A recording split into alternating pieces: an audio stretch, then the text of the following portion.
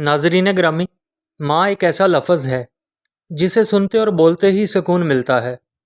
ماں اپنے بچوں کے لیے جو محبت، خلوص اور قربانی کا جذبہ رکھتی ہے وہ دنیا کی کسی اور ہستی میں نہیں، کیونکہ اس محبت میں کوئی مطلب نہیں، کوئی دکھاوا نہیں۔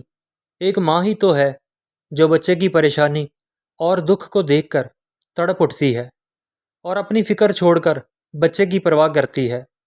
حضرت اسماعیل علیہ السلام کی ماں حضرت ہاجرہ جب بیٹے کی بھوک پیاس کی وجہ سے پریشان ہو کر بے چینی میں صفا مروہ پہاڑیوں کے درمیان 7 چکر لگا چکی تھی، تو اللہ تعالیٰ کو ماں کی یہ ادا اتنی پسند آئی کہ اس نے ماں کی اس بے مثال قربانی اور ادا کو حج اور عمرہ کا حصہ بنا دیا۔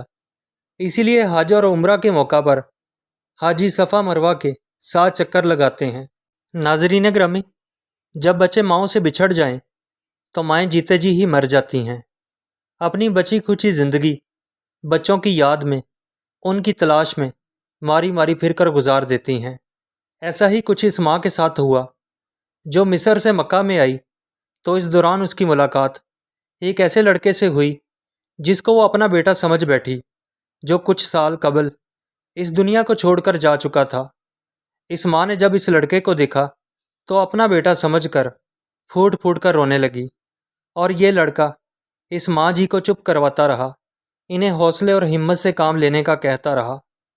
دعا ہے کہ اللہ تعالیٰ اس ماں جی کو صبر دے اور ان کے بیٹے کو جنت میں اعلیٰ مقام عطا کرے، آمین۔